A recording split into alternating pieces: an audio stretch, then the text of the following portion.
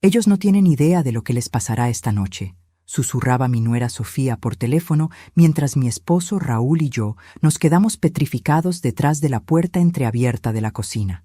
Había venido a casa de nuestro hijo Andrés para una cena familiar aparentemente normal, pero la conversación que acabábamos de escuchar cambió todo en segundos. Sofía hablaba en voz baja, pero con una frialdad que me heló la sangre. Ya tengo todo preparado. Después de 20 años de esperar, finalmente van a pagar por lo que hicieron.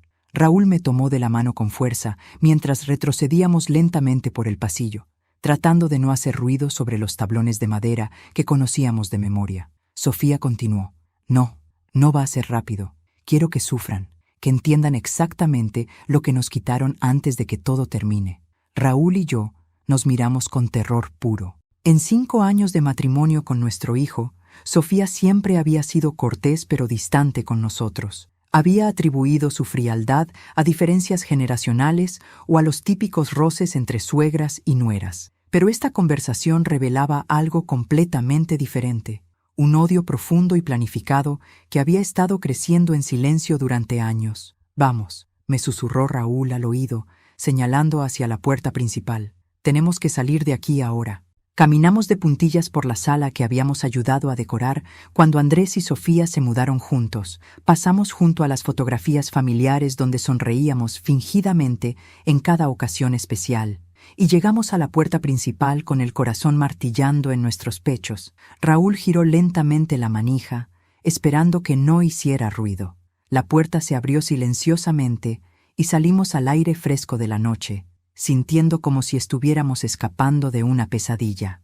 Corrimos hacia nuestro auto estacionado en la calle, con las llaves tintineando nerviosamente en las manos temblorosas de Raúl. A los 68 años, él no había corrido en décadas, pero el terror nos había dado una adrenalina que no sentíamos desde nuestra juventud. Subimos al auto y Raúl encendió el motor inmediatamente, sin importarle el ruido. ¿A dónde vamos?, le pregunté mientras él ponía el auto en marcha. Lejos de aquí. Necesitamos tiempo para pensar, para entender qué significa lo que acabamos de escuchar. Pero mientras Raúl ponía el auto en reversa para salir del estacionamiento, una voz fría y familiar resonó desde el asiento trasero. ¿A dónde creen que van? La noche apenas comienza. Me volteé lentamente y ahí estaba Sofía, sentada cómodamente en el asiento trasero, como si hubiera estado esperándonos. Llevaba la misma ropa de la cena, un vestido negro elegante que ahora me parecía siniestro, pero su expresión había cambiado completamente. La sonrisa educada que siempre nos daba había sido reemplazada por una mueca que mostraba años de odio reprimido. ¿Cómo llegaste aquí?, balbuceé, mi voz apenas un susurro. He estado esperando este momento durante 5 años, Carmen. ¿Realmente pensaron que no iba a anticipar que tratarían de huir cuando finalmente descubrieran la verdad? Raúl había detenido el auto completamente, sus nudillos blancos aferrando el volante. Sofía, no sabemos de qué estás hablando. ¿No saben?, se rió con amargura. ¿Han olvidado convenientemente lo que pasó el 15 de octubre de 2003? La fecha me golpeó como un puñetazo al estómago. El 15 de octubre de 2003. La noche que había estado tratando de olvidar durante 20 años. La noche que cambió nuestras vidas para siempre y que pensábamos que nadie más conocía. Veo que sí se acuerdan, continuó Sofía, observando nuestras expresiones de horror. El accidente en la carretera cerca de San Miguel. La familia que murió porque ustedes decidieron huir en lugar de llamar a una ambulancia. Sofía, tú no entiendes, comencé, pero ella me interrumpió levantando una mano. Entiendo perfectamente. Entiendo que mataron a mis padres y a mi hermana pequeña. Entiendo que dejaron a una niña de 12 años huérfana porque eran demasiado cobardes para enfrentar las consecuencias de manejar borrachos. El mundo se detuvo completamente. Sofía, la mujer que se había casado con nuestro hijo, la mujer que había estado en nuestras cenas familiares durante 5 años, la mujer que había sonreído educadamente mientras planeaba... ¿Qué? ¿Nuestra muerte? Tú eres, murmuré, Sofía Mendoza, pero mi verdadero nombre es Elena Vázquez. Hija de Roberto y María Vázquez, hermana de Daniela Vázquez, las personas que ustedes asesinaron y después se fueron a dormir como si nada hubiera pasado. Raúl finalmente encontró su voz. Elena, nosotros, no me llamen Elena. Para ustedes soy la pesadilla que han estado evitando durante 20 años, y esta noche Finalmente van a pagar por lo que hicieron.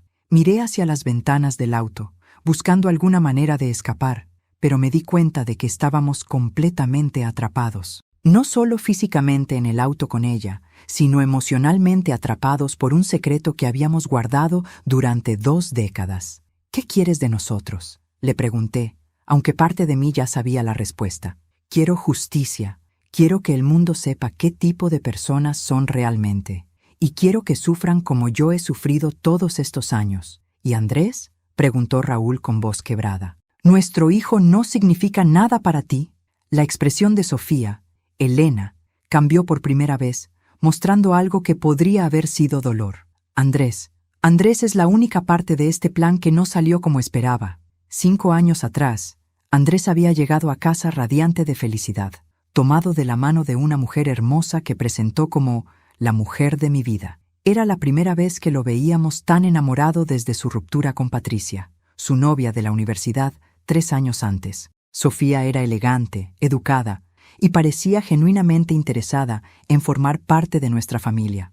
Mamá, papá, nos había dicho Andrés esa primera noche durante la cena. Sofía y yo nos vamos a casar en 6 meses. ¿6 meses? Había exclamado yo, sorprendida por la prisa. Andrés, apenas la conocemos. Cuando encuentras a la persona correcta, lo sabes inmediatamente. Había respondido él con esa sonrisa que no le veía desde que era niño. Sofía había tomado mi mano en la mesa y me había dicho con voz suave: «Señora Carmen, entiendo su preocupación. Sé que 6 meses parece muy poco tiempo, pero amo a su hijo más que a nada en el mundo y espero que con el tiempo puedan llegar a quererme como parte de la familia». Sus palabras habían sido perfectas, su tono sincero, su comportamiento impecable. Pero ahora, sentada en el asiento trasero de nuestro auto, revelando su verdadera identidad, me daba cuenta de que cada palabra había sido cuidadosamente calculada. Durante esos primeros meses de noviazgo, Sofía había hecho todos los movimientos correctos. Había preguntado sobre nuestras tradiciones familiares, había insistido en ayudar con la preparación de las cenas dominicales, había mostrado interés genuino en las historias de la infancia de Andrés. Pero más importante, había hecho preguntas sobre nuestro pasado. ¿Cómo se conocieron ustedes dos?, nos había preguntado durante una de esas cenas. En la universidad, había respondido Raúl. Carmen estudiaba enfermería y yo ingeniería. ¿Y siempre han vivido aquí en la ciudad? Casi siempre. Nos mudamos aquí cuando Andrés tenía 5 años, en 2004. Ahora me daba cuenta de que esa fecha había sido significativa para ella. 2004, el año después del accidente. El año después de que habíamos huido de San Miguel y nos habíamos mudado a esta ciudad para empezar de nuevo. ¿Y qué los hizo mudarse?, había continuado preguntando. Trabajo, había respondido Raúl rápidamente. Conseguí una mejor oportunidad laboral aquí. Sofía había asentido comprensivamente, pero ahora entendía que cada respuesta había sido una pieza más del rompecabezas que había estado armando para encontrarnos. La boda había sido hermosa, pequeña e íntima, exactamente como Andrés había querido. Sofía había insistido en que no tenía familia cercana que pudiera asistir, explicando que sus padres habían muerto en un accidente cuando ella era muy joven y que había crecido con parientes lejanos que ya no estaban en contacto con ella. «Es tan triste», le había comentado a Raúl después de la ceremonia. «Una mujer tan joven y hermosa, completamente sola en el mundo. Por eso es tan importante que la hagamos sentir parte de nuestra familia», había respondido él. Qué irónicos habían sido nuestros esfuerzos por incluirla. Habíamos estado tratando de darle el amor familiar que pensábamos que había perdido, sin saber que nosotros éramos responsables de esa pérdida. Durante los primeros 2 años de matrimonio, Sofía había sido la nuera perfecta en ocasiones especiales. Llegaba puntualmente a las cenas familiares, traía regalos apropiados para cumpleaños y aniversarios, recordaba fechas importantes, pero gradualmente había comenzado a crear distancia. «Creo que necesitamos un poco más de independencia como pareja», le había dicho a Andrés, quien nos había transmitido el mensaje. «Es importante que establecemos nuestras propias tradiciones». Las cenas dominicales se habían vuelto quincenales, después mensuales, después ocasionales. Cuando protestábamos, Andrés defendía a su esposa. «Sofía tiene razón, necesitamos nuestro propio espacio». «¿Pero por qué nos evita?», le había preguntado yo directamente una vez. «No los evita, mamá. Solo necesita tiempo para adaptarse a tener una familia grande». Familia grande. Nosotros éramos solo 3 personas, Raúl, Andrés y yo. Para una mujer que supuestamente no tenía familia, 3 personas no debería haber sido abrumador. Ahora entendía que no había sido abrumador, había sido tortuoso. Cada cena familiar había sido una actuación dolorosa para ella. Cada sonrisa había sido forzada. Cada «los quiero» había sido una mentira necesaria para mantener su plan en marcha. Durante 5 años, nos dijo ahora desde el asiento trasero, he tenido que fingir que los respeto. He tenido que fingir que los acepto como mis suegros. He tenido que fingir que no sé que son asesinos. Elena, no somos asesinos, dijo Raúl débilmente. ¿No? ¿Cómo llamas a dejar morir a una familia completa porque tenías miedo de ir a la cárcel? Fue un accidente. Huir fue una decisión. No llamar a la ambulancia fue una decisión. Dejar que mi hermana de 6 años muriera desangrada en la carretera fue una decisión. Sus palabras me atravesaron como dagas. Durante 20 años había tratado de convencerme de que no había habido nada que pudiéramos hacer, pero ella tenía razón. Habíamos tomado decisiones esa noche, y todas habían sido egoístas. ¿Andrés sabe quién eres realmente?, pregunté.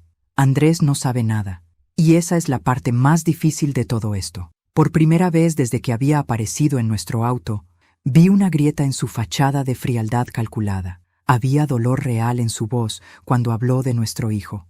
¿Lo amas?, le pregunté.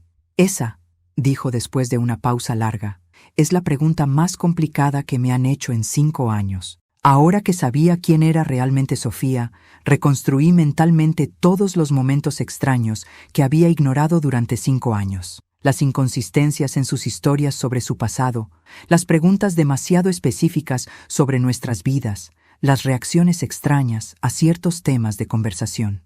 La primera señal de alerta había llegado 3 meses después de la boda, durante una cena familiar donde estábamos viendo fotografías viejas de Andrés. Habíamos llegado a una foto de él a los 5 años, tomada pocas semanas después de nuestra mudanza a esta ciudad.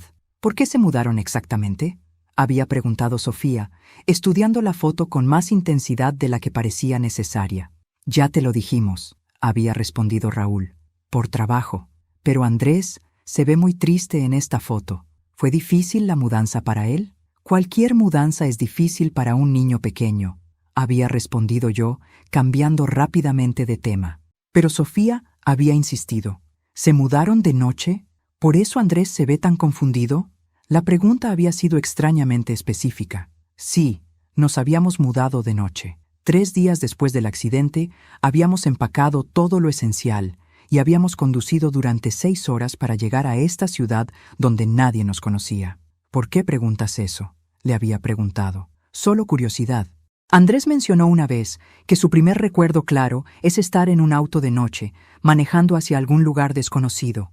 Ese comentario me había perturbado durante semanas, pero eventualmente lo había racionalizado. Los niños pequeños recuerdan cosas extrañas. No había manera de que Sofía pudiera saber los detalles específicos de nuestra huida, excepto que sí había una manera, si ella había estado investigando activamente nuestro pasado. Otro momento extraño había ocurrido el año siguiente, durante la temporada navideña. Sofía había insistido en que fuéramos a misa de medianoche en la catedral del centro, algo que nunca habíamos hecho como familia. ¿Por qué esa iglesia específicamente?, había preguntado Andrés. Me parece hermosa, y creo que sería significativo para nosotros como familia nueva. Habíamos ido, aunque tanto Raúl como yo nos habíamos sentido incómodos durante todo el servicio. Después, mientras caminábamos de vuelta al auto, Sofía había señalado hacia un cementerio pequeño al lado de la iglesia. ¿Alguna vez han visitado este cementerio?, había preguntado. ¿Por qué visitaríamos un cementerio?, había respondido Raúl, claramente molesto. Solo preguntaba. Tiene lápidas muy antiguas. Algunas tienen historias interesantes. Ahora me daba cuenta de que probablemente había lápidas ahí con los nombres Vázquez. Probablemente había llevado a su propio esposo a visitar las tumbas de sus padres sin que él supiera quiénes eran. El momento más perturbador había sido hace 2 años, durante el cumpleaños de Andrés. Sofía había insistido en hacer una fiesta sorpresa, pero había invitado a personas que yo no conocía. ¿Quiénes son estos amigos?, Le había preguntado discretamente. Gente del trabajo, algunos vecinos. Quería que Andrés conociera más gente. Pero durante la fiesta, uno de los amigos del trabajo se había acercado a mí y me había dicho: Sofía nos ha contado tanto sobre ustedes, especialmente sobre su trabajo anterior en San Miguel. ¿Nuestro trabajo anterior en San Miguel? Había repetido yo, confundida. Sí, cuando trabajaban en el hospital allá antes de mudarse aquí. Creo que hay una confusión. Nunca trabajamos en San Miguel. El hombre se había visto confundido. ¡Qué extraño! Sofía parecía saber mucho sobre ese lugar. Cuando había confrontado a Sofía sobre esto más tarde, ella había dicho: debe haber sido un malentendido. Yo mencioné que tenía familiares que habían vivido en San Miguel hace años, pero su explicación no había tenido sentido. ¿Por qué hablaría de familiares muertos con compañeros de trabajo? ¿Y por qué habría mencionado específicamente nuestros nombres en conexión con San Miguel? Ahora todo tenía sentido horrible. Sofía había estado construyendo un caso contra nosotros durante años. Había estado recopilando evidencia, hablando con gente que podría haber conocido nuestra historia, verificando detalles de nuestro pasado. ¿Cuánto tiempo me has estado investigando?, le pregunté ahora en el auto. 8 años, respondió sin dudarlo. Me tomó 3 años encontrarlos después de que cambiaran sus nombres y se mudaran. Otros 2 años confirmar que ustedes eran las personas correctas. Y después 3 años infiltrarme en la vida de Andrés. ¿Cambiamos nuestros nombres?, preguntó Raúl. No completamente. Carmen Delgado se convirtió en Carmen Delgado de Hernández cuando se casó. Raúl Hernández nunca cambió su nombre, pero empezó a usar su segundo nombre, Raúl, en lugar de su primer nombre, José. Tenía razón. Después del accidente, había comenzado a usar el apellido de casada exclusivamente, y Raúl había empezado a presentarse con su segundo nombre. Pequeños cambios que habían dificultado que alguien nos rastreara, pero no lo suficiente para detener a alguien verdaderamente determinado. ¿Cómo encontraste a Andrés? Andrés trabaja en la misma empresa de ingeniería donde ustedes dijeron que Raúl había conseguido trabajo después de mudarse aquí. No fue difícil conseguir trabajo ahí y conocerlo. ¿Conseguiste trabajo ahí solo para conocer a nuestro hijo? Conseguí trabajo ahí para arruinar sus vidas sistemáticamente. Conocer a Andrés fue una complicación inesperada. Una complicación que te llevó a casarte con él. Una complicación que me llevó a darme cuenta de que la venganza es más complicada de lo que pensaba cuando eras una niña de 12 años. En su voz había una tristeza que no había estado ahí antes. Por primera vez, vislumbré a la niña rota que había estado escondida debajo de años de planificación vengativa. Elena, dije suavemente, sé que lo que hicimos fue terrible. Sé que arruinamos tu vida. Pero arruinar la vida de Andrés no va a traer de vuelta a tu familia. ¿Crees que no lo sé?, respondió con voz quebrada. ¿Crees que no he pensado en eso cada día durante 5 años? Entonces, ¿por qué seguir con esto? Porque durante 20 años ustedes han vivido felices mientras mi familia está muerta. Porque nunca enfrentaron consecuencias por lo que hicieron. Porque necesito que el mundo sepa la verdad. ¿Y si te dijera que no hemos sido felices? ¿Que hemos vivido con culpa y pesadillas durante 20 años? Te diría que no es suficiente. El 15 de octubre de 2003, comenzó Elena con voz fría y controlada, mis padres decidieron llevarme a mí y a mi hermana Daniela a cenar para celebrar que yo había ganado un concurso de ensayos en la escuela. Era la primera vez en meses que teníamos dinero suficiente para comer en un restaurante. Sus palabras me transportaron inmediatamente a esa noche terrible que había estado tratando de olvidar durante 2 décadas. Raúl y yo habíamos estado en una fiesta de la empresa donde él trabajaba en San Miguel. Yo había bebido más de lo que debería, pero Raúl había bebido aún más. Habíamos discutido sobre quién estaba en condiciones de manejar, y finalmente habíamos decidido que yo estaba menos borracha que él. Ustedes venían de una fiesta, continuó Elena, como si pudiera leer mis pensamientos. Había evidencia de alcohol en ambos, pero especialmente en Raúl. El reporte policial inicial mencionaba que el auto olía a alcohol. ¿Reporte policial?, preguntó Raúl con sorpresa.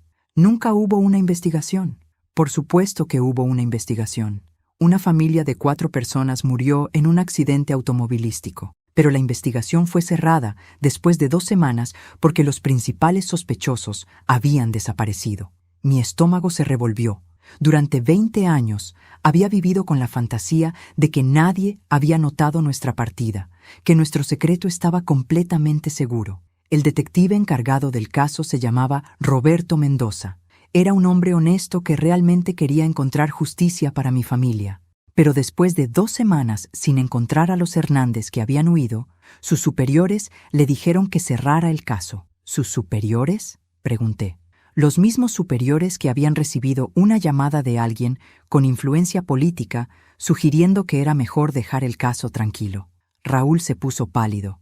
Elena, nosotros nunca... Ustedes no hicieron la llamada directamente, pero el padre de Raúl sí. Don José Hernández, que en esa época era concejal municipal, llamó a sus contactos en la policía y se aseguró de que la investigación no fuera demasiado profunda. Era verdad, el padre de Raúl había hecho esa llamada, había usado su influencia política para protegernos. Había sido su idea mudarnos a otra ciudad y empezar de nuevo. Es mejor para todos, había dicho, especialmente para Andrés. No puede crecer con padres en la cárcel. Mi abuelo murió hace 10 años, dijo Raúl débilmente. Lo sé, asistí a su funeral. ¿Estuviste en el funeral de mi padre? Quería ver si mostraban algún remordimiento. Quería ver si alguna vez habían sentido culpa por lo que hicieron. ¿Y qué viste? Vi a una familia que había seguido adelante con sus vidas como si nada hubiera pasado. Vi a un hombre exitoso en sus negocios, una mujer respetada en su comunidad, un hijo que había crecido privilegiado y amado. Elena, nosotros sí sentimos culpa. No lo suficiente para confesar, no lo suficiente para enfrentar las consecuencias. Tenía razón, y lo sabía. Habíamos sentido culpa, pero no la suficiente para sacrificar nuestras vidas cómodas. Habíamos racionalizado nuestras decisiones de 1000 maneras diferentes a lo largo de los años. Cuéntame sobre esa noche, dijo Elena. Quiero escuchar su versión de lo que pasó. Raúl y yo nos miramos. Nunca habíamos hablado abiertamente sobre los detalles de esa noche, ni siquiera entre nosotros. Era como si mantener el silencio hubiera hecho que fuera menos real. Habíamos estado en la fiesta de fin de año de la empresa. Comencé lentamente. Era el 15 de octubre, pero la empresa celebraba su aniversario esa fecha cada año. Yo había bebido mucho, continuó Raúl. Demasiado. Carmen había bebido también, pero menos que yo. ¿Quién decidió que Carmen manejara? Yo insistí. Admití. Pensé que estaba en mejores condiciones que Raúl. ¿Pero sabían que ninguno de los dos debería haber estado manejando? Sí, respondió Raúl después de una pausa. Lo sabíamos. ¿Por qué no llamaron un taxi? Porque vivíamos a las afueras de la ciudad y era caro. Porque pensamos que podíamos llegar a casa sin problemas. Porque fuimos egoístas y estúpidos. Elena asintió como si hubiera confirmado algo que ya sabía. Cuéntenme sobre el accidente. Veníamos por la carretera principal, continuó yo, sintiendo como si las palabras salieran de alguien más. Era una noche oscura, sin luna. De repente vi luces acercándose muy rápido desde la dirección opuesta. ¿Su auto o el nuestro? El de ustedes. Su padre estaba manejando muy rápido, porque estaba tratando de llegar al hospital. Daniela había comenzado a tener convulsiones en el restaurante. Resulta que tenía apendicitis y necesitaba cirugía de emergencia. Esta información me golpeó como un martillazo. Durante 20 años había asumido que el accidente había sido culpa de ambos conductores. Nunca había sabido que habían estado corriendo hacia una emergencia médica. Traté de esquivarlos, continué, pero reaccioné demasiado tarde. Nuestro auto se deslizó hacia el lado izquierdo de la carretera y golpearon nuestro auto directamente del lado del conductor. Sí. ¿Qué pasó inmediatamente después del impacto? Perdí el conocimiento por unos minutos. Cuando desperté, Raúl estaba sangrando de la cabeza, pero estaba consciente. ¿Y salieron del auto inmediatamente? Sí. Queríamos ver si las personas en el otro auto estaban bien. ¿Y qué vieron? Raúl tomó el relato. Tu padre estaba muerto instantáneamente. El impacto había sido del lado del conductor. Tu madre estaba inconsciente pero respirando. ¿Y las niñas? Daniela estaba... No pude terminar la frase. Daniela estaba muerta, terminó Elena por mí. Tenía 6 años y murió instantáneamente. Sí. ¿Y yo? Estabas consciente. Tenías una herida en la cabeza que sangraba mucho, pero estabas hablando. ¿Qué decía? Preguntabas por tu familia. Decías, mami, papi, Dani, una y otra vez. Por primera vez, la voz de Elena se quebró ligeramente. ¿Y qué me dijeron? Te dijimos que todo iba a estar bien, que íbamos a conseguir ayuda. ¿Pero no lo hicieron? Elena, dijo Raúl con voz desesperada. Éramos jóvenes y estábamos aterrorizados. Sabíamos que íbamos a ir a la cárcel. ¿Entonces decidieron huir? Decidimos ir a buscar ayuda y regresar. Mentira, nunca regresaron. Tenía razón. Habíamos manejado hacia la ciudad más cercana. Habíamos llamado al 911 desde un teléfono público.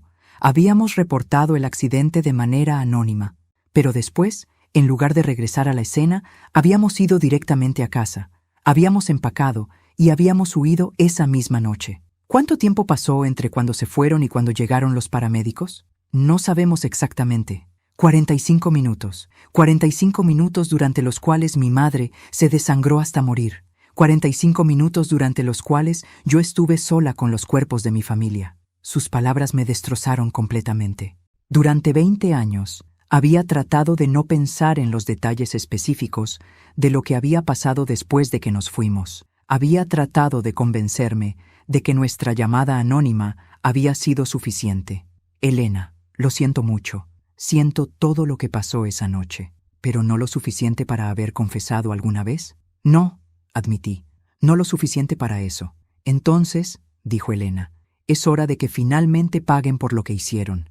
Después del accidente, continuó Elena mientras permanecíamos inmóviles en el auto, fui puesta en cuidado de mi tía Esperanza, la hermana menor de mi madre. Ella vivía en la Ciudad de México y no tenía mucho dinero, pero me dio amor y me mantuvo en la escuela. Escuchar sobre su vida después de esa noche terrible añadía capas de dolor a una situación que ya era insoportable. Había tenido una vida, una familia que había quedado destruida por nuestras decisiones egoístas. Esperanza murió cuando yo tenía 17 años. Cáncer.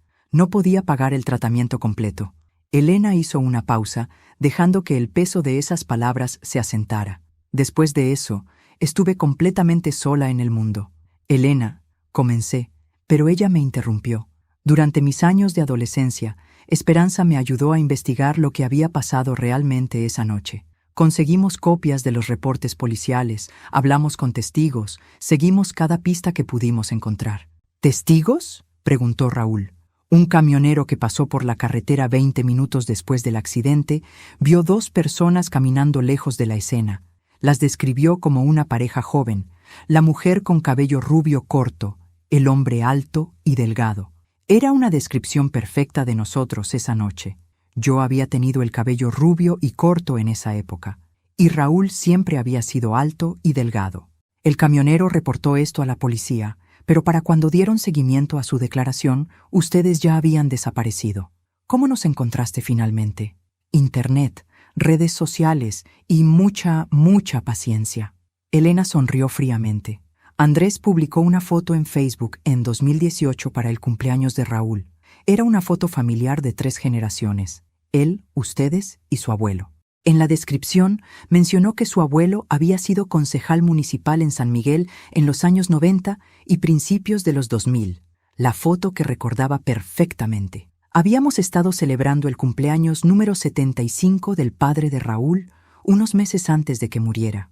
Una vez que tuve el nombre del abuelo de Andrés, fue fácil conectar los puntos. José Hernández, concejal municipal, tenía un hijo llamado José Raúl Hernández, que había trabajado en la empresa de construcción Mendoza en San Miguel.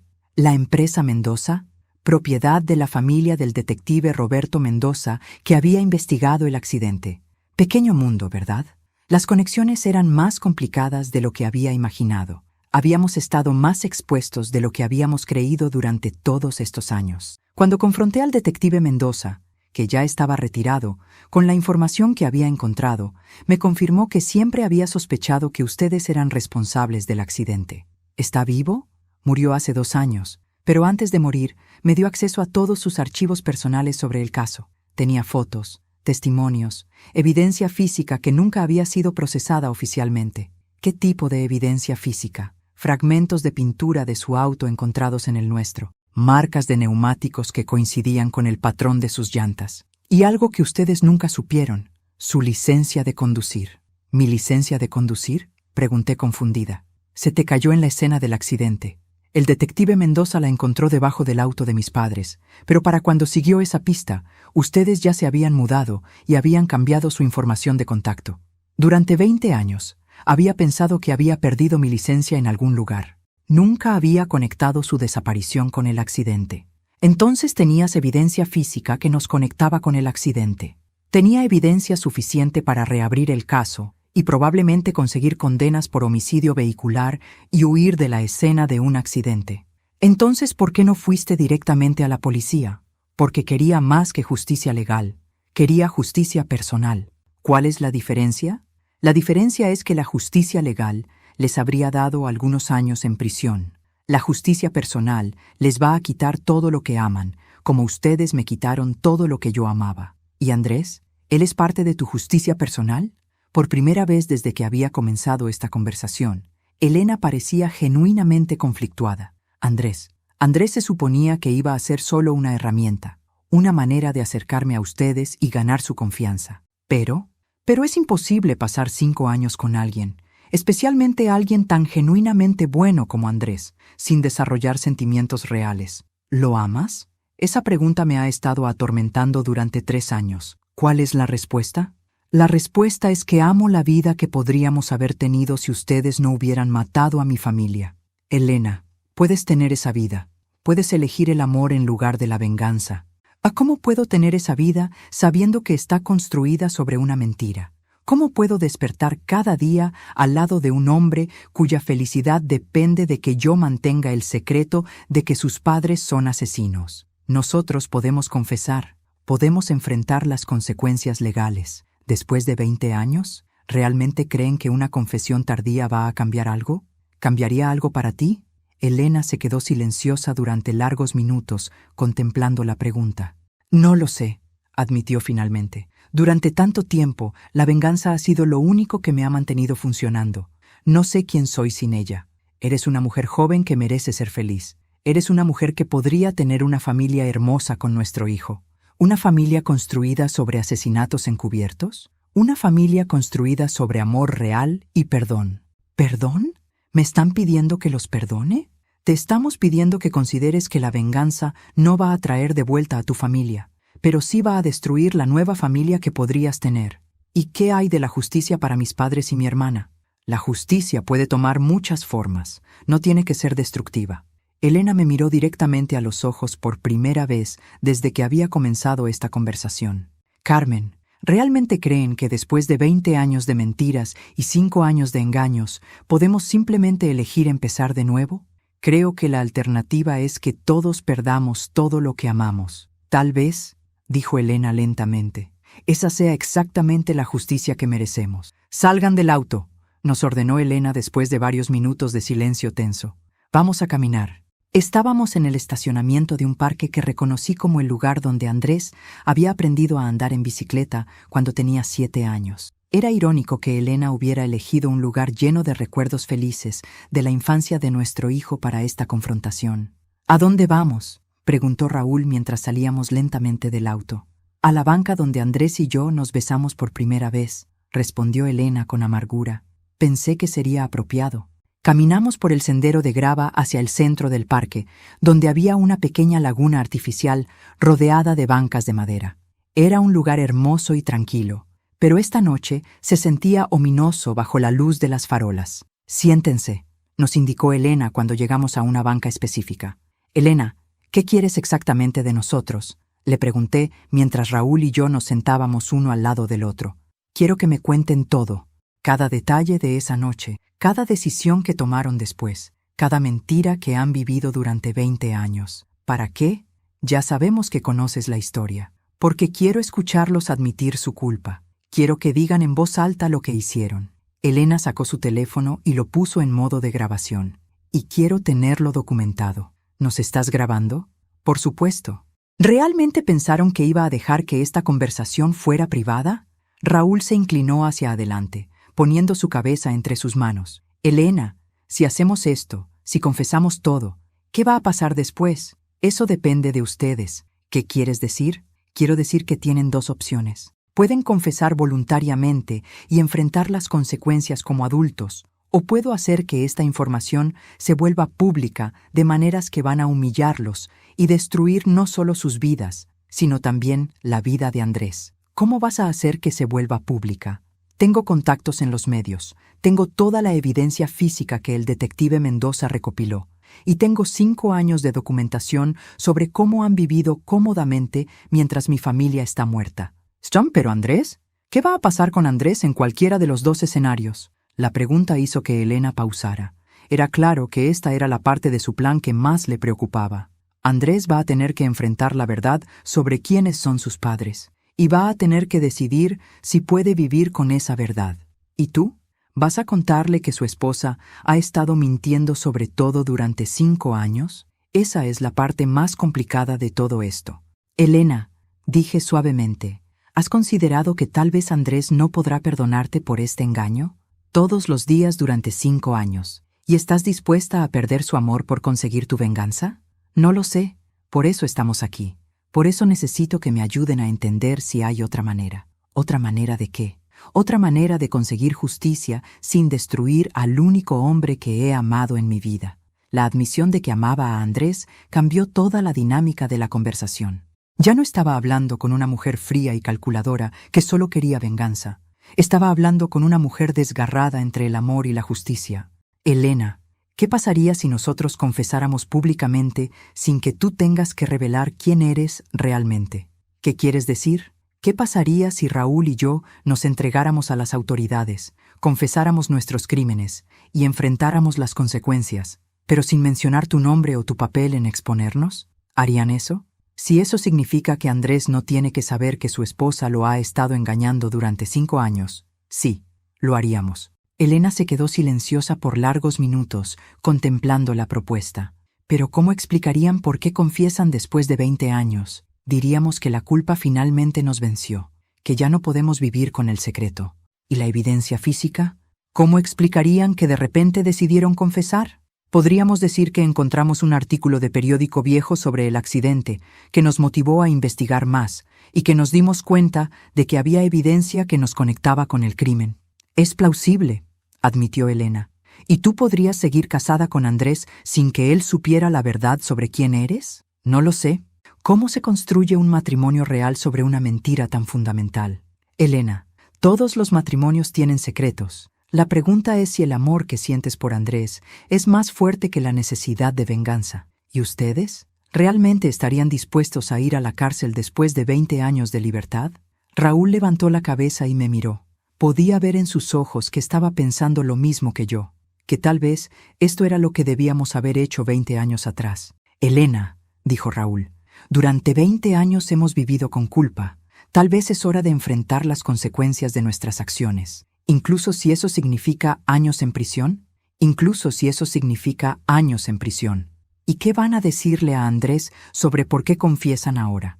Le diremos la verdad, que hemos estado viviendo con un secreto terrible durante toda su vida y que finalmente tenemos el coraje de hacer lo correcto. ¿Creen que él podrá perdonarlos? No lo sabemos, pero sabemos que merece conocer la verdad sobre quiénes somos realmente. Elena apagó la grabación en su teléfono y se sentó en la banca frente a nosotros. Necesito tiempo para pensar en esto. ¿Cuánto tiempo? Esta noche. Mañana por la mañana les daré mi respuesta. Y mientras tanto, vamos a regresar a casa y vamos a actuar como si esta conversación nunca hubiera pasado. ¿Te puedes hacer eso? ¿Puedes actuar normalmente con Andrés después de todo lo que hemos hablado? He estado actuando durante 5 años. Una noche más no va a cambiar nada. Pero cuando caminamos de vuelta hacia el auto, pude ver en sus ojos que no estaba tan segura como pretendía estar. Esa noche, después de regresar a casa fingiendo que todo era normal, no pude dormir. Raúl tampoco. Nos quedamos despiertos en la cama, susurrando en la oscuridad sobre memorias que habíamos enterrado durante 2 décadas. ¿Te acuerdas de cómo se veía ella esa noche? Me preguntó Raúl. Elena, una niña de 12 años con cabello largo y oscuro, cubierta de sangre, llorando por su familia. ¿Te acuerdas de lo que nos dijo? Nos preguntó si su familia iba a estar bien. Nos preguntó si íbamos a ayudarlos. ¿Y qué le dijimos? Le dijimos que sí. Le mentimos. Era la primera vez en 20 años que habíamos hablado abiertamente sobre los detalles específicos de esa noche. Habíamos desarrollado un acuerdo tácito de nunca discutir lo que había pasado, como si el silencio pudiera hacer que fuera menos real. Carmen, ¿alguna vez has pensado en cómo habría sido diferente si hubiéramos tomado decisiones diferentes esa noche? Todos los días durante 20 años. ¿Crees que habríamos ido a la cárcel? Probablemente, pero tal vez solo por unos años. Homicidio vehicular, huir de la escena de un accidente, con buenos abogados y sin antecedentes, tal vez 5 años máximo. ¿Y habría valido la pena? ¿5 años en prisión a cambio de 20 años sin culpa? Sí, habría valido la pena.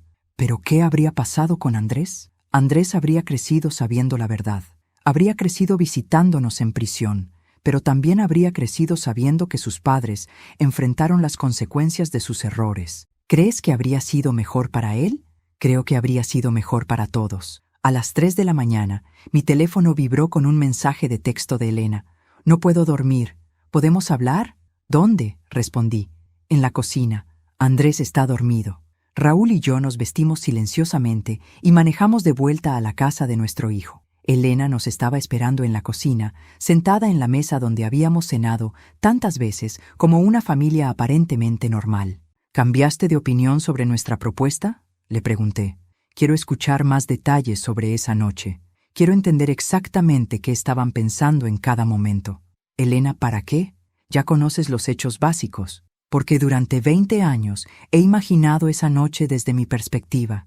Quiero entenderla desde la perspectiva de ustedes. Raúl se sentó pesadamente en una silla.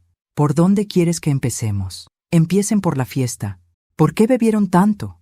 Era una celebración, comencé. La empresa de Raúl había conseguido un contrato muy grande. Era el tipo de trabajo que aseguraría nuestro futuro financiero. ¿Y decidieron celebrar manejando borrachos a casa? Decidimos ser irresponsables. No hay excusa para eso. ¿Qué estaban hablando en el auto antes del accidente? Estábamos discutiendo, admitió Raúl. Yo estaba enojado porque Carmen había coqueteado con mi jefe durante la fiesta. ¿Era cierto? No, respondí. Pero Raúl había bebido tanto que estaba paranoico. Entonces estaban discutiendo cuando golpearon nuestro auto.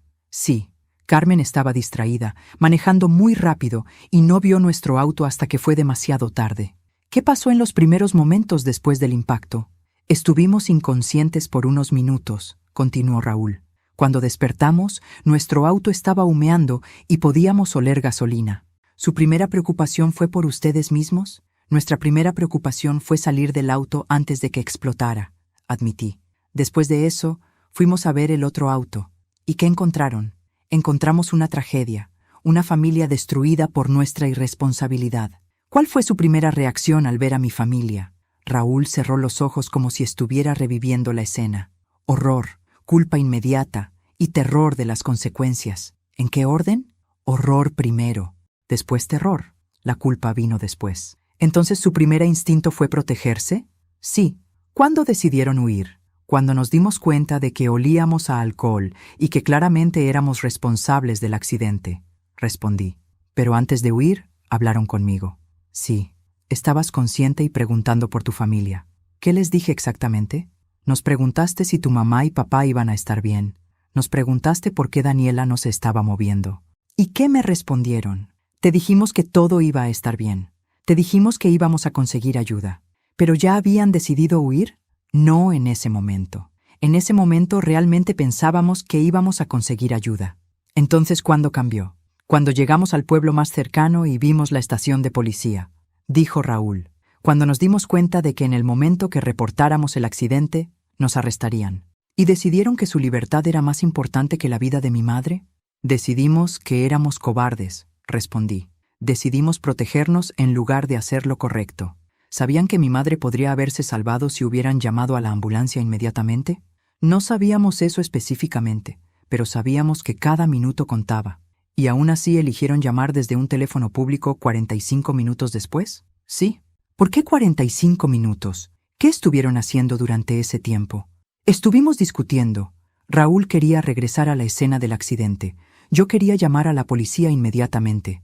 Al final, decidimos el curso de acción que protegía más nuestros intereses. Y después de hacer la llamada anónima, regresamos a casa, empacamos y nos fuimos esa misma noche. ¿Con Andrés? Con Andrés dormido en el asiento trasero. Le dijimos al día siguiente que nos estábamos mudando por trabajo. ¿Y él nunca sospechó nada? Era muy pequeño. Para él fue solo una aventura. Elena se quedó silenciosa durante largos minutos, procesando toda la información. Durante 20 años, dijo finalmente, me he preguntado si realmente entendían la magnitud de lo que hicieron. Ahora sé que sí lo entendían. Sí, lo entendíamos. ¿Y aún así eligieron protegerse? Sí. ¿Se arrepienten? Cada día de nuestras vidas. ¿Pero no lo suficiente para confesar hasta ahora? ¿No lo suficiente para arriesgar la vida que habíamos construido para Andrés? ¿Y ahora? ¿Ahora están dispuestos a confesar? Raúl y yo nos miramos. Era el momento de la verdad. ¿Sí? Respondimos al mismo tiempo. ¿Incluso sabiendo que probablemente irán a la cárcel? Incluso sabiendo eso. ¿Y por qué ahora? ¿Por qué después de 20 años? Porque, dije lentamente, finalmente entendemos que la justicia para tu familia es más importante que nuestra comodidad. Elena asintió lentamente. Entonces, mañana vamos a la estación de policía. ¿Juntos? No. Ustedes van a confesar sin mencionar mi nombre. Van a decir que la culpa finalmente los venció. ¿Y tú? Yo voy a decidir si puedo construir un matrimonio real con Andrés después de esto. ¿Crees que podrás? No lo sé. Pero por primera vez en 5 años, tengo esperanza de que tal vez sea posible. La mañana siguiente llegó demasiado rápido. Raúl y yo nos despertamos a las 6, nos vestimos en silencio y desayunamos café negro mientras revisábamos mentalmente lo que íbamos a decirle a la policía. Habíamos decidido que confesaríamos todo: el accidente, la huida, el encubrimiento, las mentiras durante 20 años. A las 8 de la mañana, mi teléfono sonó. Era Elena. «¿Hay algo más que necesitan saber antes de que vayan a la policía?», me dijo con voz tensa. «¿Qué?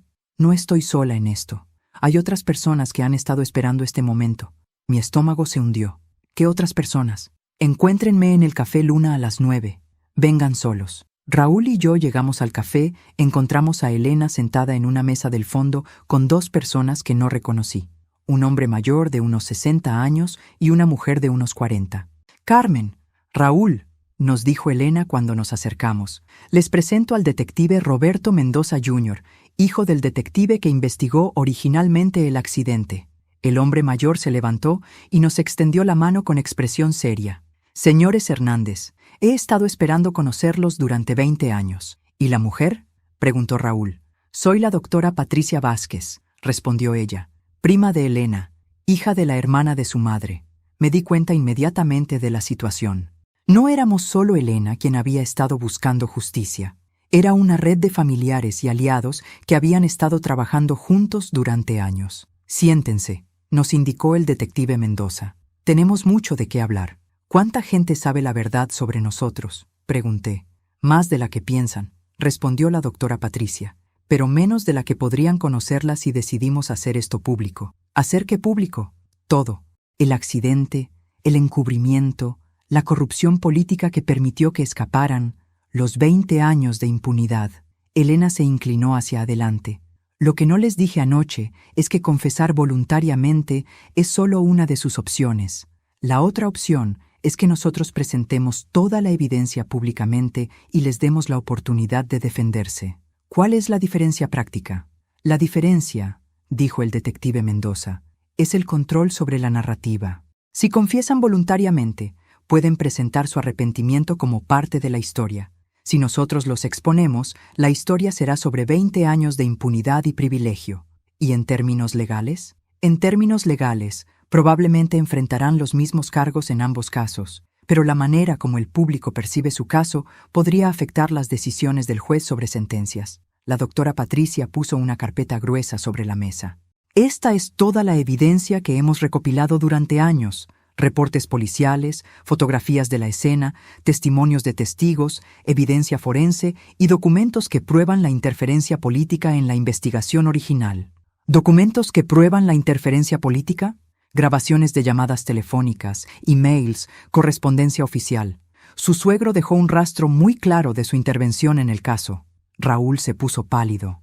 «Mi padre está muerto. No puede defenderse». «No, no puede», respondió Elena. «Pero los funcionarios que siguieron sus órdenes están vivos y algunos de ellos están dispuestos a testificar a cambio de inmunidad. Entonces, ¿esto no es solo sobre nosotros? No. Esto es sobre un sistema de corrupción que permitió que asesinos escaparan justicia por décadas. ¿Y si confesamos voluntariamente? Si confiesan voluntariamente, dijo el detective Mendoza, podemos enfocar la atención en la corrupción sistémica en lugar de en ustedes como individuos. ¿Qué significa eso prácticamente? Significa que ustedes serían presentados como parte de un sistema corrupto, no como los villanos principales de la historia. Elena me miró directamente. Carmen, ¿entienden que esto es más grande que su caso individual? Estamos empezando a entenderlo. Durante 20 años, ustedes han sido el ejemplo perfecto de cómo el privilegio y la conexión política pueden permitir que la gente escape de las consecuencias de crímenes serios. ¿Y ahora quieren usar nuestro caso para exponer ese sistema? Exactamente. ¿Pero por qué ahora? ¿Por qué después de 20 años? La doctora Patricia respondió. Porque ahora tenemos un fiscal de distrito que no está comprado, jueces que no pueden ser intimidados y medios de comunicación que están dispuestos a cubrir casos de corrupción política. Y también porque Elena se casó con nuestro hijo.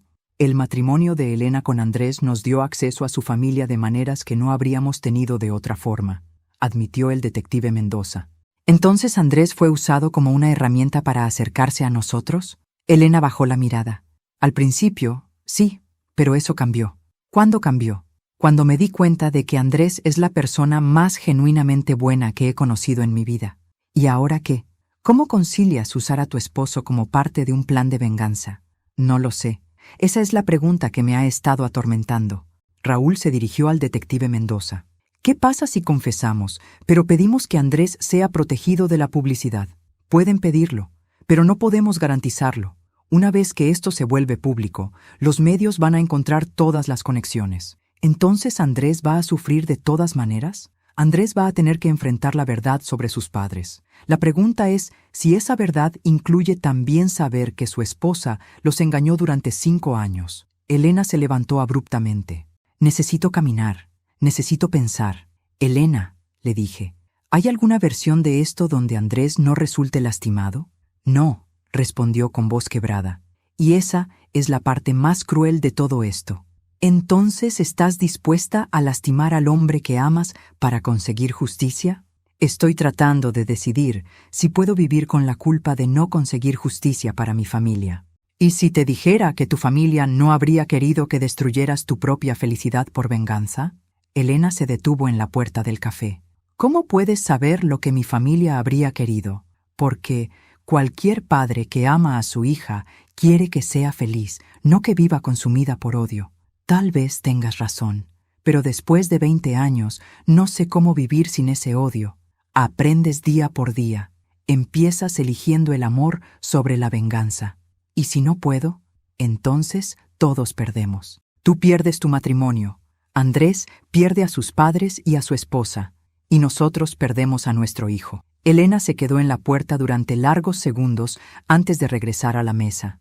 Tienen hasta mañana al mediodía para decidir. Confesión voluntaria o exposición pública. Esas son sus opciones. ¿Y después? Después, todos enfrentamos las consecuencias de las decisiones que hemos tomado. Esa noche, después de la reunión más tensa de nuestras vidas, Raúl y yo nos sentamos en nuestra sala tratando de procesar la magnitud de lo que estaba a punto de pasar. En menos de 24 horas, nuestra vida tal como la conocíamos iba a terminar para siempre. ¿Crees que estamos tomando la decisión correcta?, me preguntó Raúl. Creo que estamos tomando la decisión que debimos haber tomado hace 20 años. ¿Y Andrés? ¿Cómo le vamos a explicar que toda su vida ha sido construida sobre una mentira? Le vamos a decir la verdad, que somos seres humanos, que cometimos errores terribles y que hemos estado tratando de protegerlo de las consecuencias. ¿Crees que podrá perdonarnos? No lo sé, pero espero que pueda entender que todo lo que hicimos después del accidente fue por amor a él. A las 10 de la noche, alguien tocó nuestra puerta. Era Elena, sola. ¿Dónde está Andrés?, le pregunté. En casa, durmiendo. Le dije que tenía que salir a comprar medicina para un dolor de cabeza. ¿Qué estás haciendo aquí? Necesito preguntarles algo que no pude preguntar delante de los otros. ¿Qué? ¿Alguna vez han pensado en lo que habría pasado si hubieran tenido una hija en lugar de un hijo? La pregunta me sorprendió. ¿Por qué preguntas eso? Porque durante 5 años he estado observando cómo aman a Andrés. y me he preguntado si habrían amado a una hija de la misma manera. Por supuesto que sí. Incluso si esa hija hubiera cometido errores terribles. Elena, ¿a dónde quieres llegar? Quiero llegar a que durante 20 años he estado enojada con ustedes por vivir felices mientras mi familia estaba muerta. Pero viendo cómo aman a Andrés, me doy cuenta de que tal vez ustedes también han estado sufriendo. Hemos estado sufriendo cada día. ¿Pero han estado sufriendo por las víctimas o han estado sufriendo por ustedes mismos? Era una pregunta que me golpeó como un martillazo. Honestamente, probablemente más por nosotros mismos. Al menos son honestos. Elena se sentó en nuestro sofá, en el mismo lugar donde Andrés se había sentado 5 años atrás, para decirnos que se iba a casar con ella. ¿Saben qué es lo más irónico de todo esto?, nos preguntó. ¿Qué? Que durante 5 años ustedes me han tratado mejor que cualquier suegros que podría haber imaginado. ¿Qué quieres decir? Quiero decir que me han incluido en su familia genuinamente. Me han dado amor incondicional. Me han tratado como a la hija que nunca tuvieron. Elena. Y eso me ha hecho odiarlos aún más, porque me han dado exactamente el tipo de amor familiar que ustedes me quitaron cuando mataron a mis padres. Sus palabras me partieron el corazón. Elena, ¿cómo podemos compensarte por lo que te quitamos? No pueden, pero pueden hacer algo por Andrés. ¿Qué? Pueden confesarse sin arrastrarlo a él al escándalo público. ¿Cómo? Pueden confesar, pero pueden pedirle al fiscal que maneje el caso discretamente. Pueden aceptar una sentencia sin juicio público. ¿Eso es posible? Es posible si el fiscal cree que están genuinamente arrepentidos y si tienen evidencia de que fueron víctimas de un sistema corrupto. ¿Y tú? ¿Qué vas a hacer sobre tu matrimonio? Elena se quedó silenciosa durante largos minutos. He estado pensando en eso toda la noche. Y me he dado cuenta de que tengo que tomar la decisión más difícil de mi vida. ¿Cuál es? Tengo que decidir si le digo a Andrés la verdad sobre quién soy realmente. ¿Y si se lo dices? Si se lo digo, probablemente pierdo mi matrimonio, pero tal vez gano mi integridad. ¿Y si no se lo dices? Si no se lo digo, tal vez salvo mi matrimonio. Pero vivo con la culpa de haberlo engañado para siempre. Elena, ¿qué crees que harían tus padres en tu situación? Mis padres me enseñaron que la honestidad es más importante que la comodidad. Entonces, ¿ya sabes cuál es la respuesta correcta? Sé cuál es la respuesta correcta, pero no sé si tengo el coraje de hacerla. ¿Quieres un consejo de alguien que ha vivido con mentiras durante 20 años? ¿Cuál? Las mentiras se vuelven más pesadas con el tiempo, no más ligeras. ¿Crees que Andrés podrá perdonarme? No lo sé, pero creo que tiene derecho a tomar esa decisión con información completa. Elena se levantó para irse. Mañana ustedes van a confesar, y yo voy a contarle a Andrés quién soy realmente. ¿Y después? Después, todos vamos a tener que vivir con las consecuencias de nuestras decisiones. Elena, hay algo más que quiero decirte. ¿Qué? A pesar de todo lo que ha pasado, me alegro de que hayas sido parte de nuestra familia durante 5 años. ¿Por qué? Porque me has mostrado que es posible amar a alguien incluso cuando tienes todas las razones para odiarlo. ¿Y eso qué significa? Significa que tal vez hay esperanza para todos nosotros. Elena sonrió tristemente. Carmen, ¿puedo preguntarte algo como nuera? Por supuesto. ¿Creen que algún día podremos ser una familia real? ¿Sin secretos? ¿Sin mentiras? ¿Sin culpa? Elena, creo que mañana vamos a empezar a descubrir si eso es posible. ¿Y si no es posible? Entonces al menos habremos intentado hacer lo correcto. Después de 20 años. Sí, después de 20 años. Elena me abrazó en la puerta antes de irse. Carmen, gracias por finalmente elegir la justicia sobre la comodidad. Elena, gracias por enseñarme que nunca es demasiado tarde para hacer lo correcto. Mientras la veía alejarse hacia su auto, me di cuenta de que sin importar lo que pasara mañana, Elena siempre sería parte de nuestra familia. La pregunta era si esa familia podría sobrevivir la verdad. La mañana del día más importante de nuestras vidas amaneció clara y brillante, como si el universo hubiera decidido que la verdad merecía un día hermoso. Raúl y yo nos despertamos a las 5, nos vestimos con nuestra mejor ropa como si fuéramos a una ocasión especial y desayunamos en silencio. A las 8, llegamos a la estación de policía donde nos esperaba el detective Mendoza Jr., con el fiscal de distrito, una mujer llamada Doctora Esperanza Ruiz, que, irónicamente, tenía el mismo nombre que la tía que había criado a Elena. Señores Hernández, nos dijo la fiscal cuando entramos a su oficina, Entiendo que quieren hacer una confesión voluntaria sobre eventos que ocurrieron hace 20 años. Sí, señora, respondió Raúl. Queremos confesar nuestra responsabilidad en el accidente automovilístico que mató a la familia Vázquez el 15 de octubre de 2003. Durante las siguientes 3 horas contamos toda la historia, cada detalle de esa noche terrible, cada decisión egoísta que habíamos tomado después, cada mentira que habíamos vivido durante 2 décadas. La fiscal grabó toda la confesión y tomó notas meticulosas. ¿Por qué decidieron confesar después de tanto tiempo?, nos preguntó. Porque la culpa finalmente se volvió insoportable, respondí, y porque nos dimos cuenta de que las víctimas merecían justicia, incluso después de 20 años. ¿Hay alguien más involucrado en el encubrimiento? Mi padre, que ya murió, usó su influencia política para interferir en la investigación original, admitió Raúl. ¿Están dispuestos a cooperar completamente con la investigación de esa interferencia? Completamente. A las 11 de la mañana, estábamos siendo formalmente arrestados y procesados. A la 1 de la tarde, estábamos en celdas separadas esperando nuestra audiencia de fianza. Mientras tanto, en otra parte de la ciudad, Elena estaba teniendo la conversación más difícil de su vida. Según me contó después, había esperado hasta que Andrés terminara su desayuno antes de sentarse frente a él en su mesa de comedor. Andrés, hay algo que necesito decirte sobre quién soy realmente. ¿Qué quieres decir? Quiero decir que mi nombre no es Sofía Mendoza. Mi nombre real es Elena Vázquez. No entiendo. Andrés, mi familia fue asesinada en un accidente automovilístico hace 20 años. Los responsables huyeron de la escena y nunca enfrentaron justicia. Elena, ¿qué tiene que ver eso conmigo? Tiene que ver contigo porque los responsables del accidente son tus padres. El silencio que siguió fue, según Elena, lo más doloroso que había experimentado en su vida. ¿Qué estás diciendo? Estoy diciendo que me casé contigo para acercarme a tus padres y conseguir justicia para mi familia. ¿Todo nuestro matrimonio ha sido una mentira? No, el matrimonio empezó como una mentira, pero se convirtió en algo real. ¿Cómo puedo creer eso? Porque estoy aquí contándote la verdad cuando podría haber continuado mintiendo para siempre. ¿Dónde están mis padres ahora?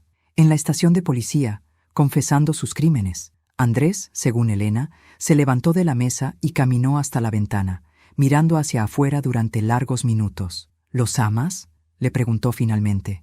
¿A quiénes? A mis padres. Después de todo lo que te hicieron, ¿los amas? Andrés, esa es la pregunta más complicada que me has hecho. ¿Cuál es la respuesta? La respuesta es que los odié durante 15 años, los usé durante 5 años, y ahora no sé qué siento por ellos. ¿Y yo? ¿Me amas a mí? Te amo más de lo que pensé que era posible amar a alguien. ¿Pero empezaste a salir conmigo solo para lastimar a mis padres? Sí. ¿Y cuándo cambió? Cambió la primera vez que me dijiste que me amabas. Cambió cuando me di cuenta de que eras exactamente el tipo de persona que mis padres habrían querido que conociera. Elena, ¿cómo puedo confiar en ti después de esto? No puedes. Tendrías que elegir confiar en mí a pesar de esto. ¿Y si no puedo? Entonces perdemos nuestro matrimonio, pero al menos lo perdemos con honestidad.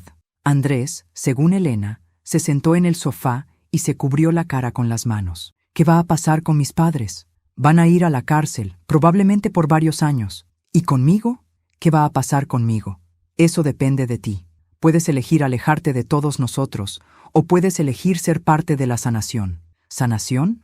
Andrés, durante 20 años tu familia ha vivido con culpa y secretos. Durante 5 años yo he vivido con odio y mentiras. Tal vez es hora de que todos aprendamos a vivir con honestidad. ¿Crees que es posible? No lo sé, pero creo que vale la pena intentarlo. 3 horas después, Andrés apareció en la estación de policía. Raúl y yo estábamos en una sala de espera cuando él entró con Elena. «Papá, mamá», nos dijo con voz quebrada. Elena me contó todo. «Andrés, lo sentimos mucho», le dije. «Sentimos haber vivido toda tu vida en una mentira». «¿Es verdad? ¿Realmente mataron a la familia de Elena?» «Sí, hijo, es verdad». «¿Y nunca me dijeron nada?» «Queríamos protegerte». «¿Protegerme o protegerse ustedes?» «Ambos», admitió Raúl. «Probablemente más protegernos a nosotros». Andrés se sentó frente a nosotros con Elena a su lado. «¿Qué va a pasar ahora?» «Vamos a ir a la cárcel», le respondí. «Y ustedes van a tener que decidir si pueden construir un matrimonio real después de todo esto».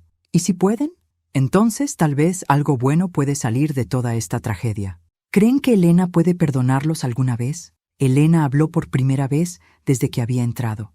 Andrés, ya los he perdonado. ¿Qué? Preguntamos todos al mismo tiempo. Después de 5 años de vivir con ustedes, después de ver cómo aman a su hijo, después de experimentar el tipo de amor familiar que ustedes me dieron sin saber quién era realmente, me di cuenta de que el odio estaba matando mi capacidad de amar. Elena, no estoy diciendo que lo que hicieron estuvo bien. Estoy diciendo que eligió el amor sobre la venganza. ¿Y nosotros? Preguntó Raúl. ¿Podemos ser una familia después de esto? Podemos ser una familia honesta por primera vez, respondió Elena, con todos nuestros defectos, todos nuestros errores y toda nuestra capacidad de amor. 6 meses después, Raúl y yo estábamos cumpliendo sentencias de 4 años en prisión por homicidio vehicular y huir de la escena de un accidente. Pero por primera vez en 20 años estábamos durmiendo sin pesadillas. Elena y Andrés estaban en terapia matrimonial, trabajando para construir una relación basada en honestidad completa. Era difícil, pero según las cartas que me escribían, estaba funcionando. Y cada domingo, Elena venía a visitarme en prisión. No como la nuera que había fingido ser durante 5 años, sino como la hija que había perdido hace 20 años y que, milagrosamente, había encontrado otra vez. La justicia había llegado tarde, pero finalmente había llegado, y con ella, una posibilidad de sanación que nunca había imaginado posible. A veces las familias se forman en las circunstancias más improbables, y a veces la verdad, sin importar cuán dolorosa sea, es el único camino hacia el perdón.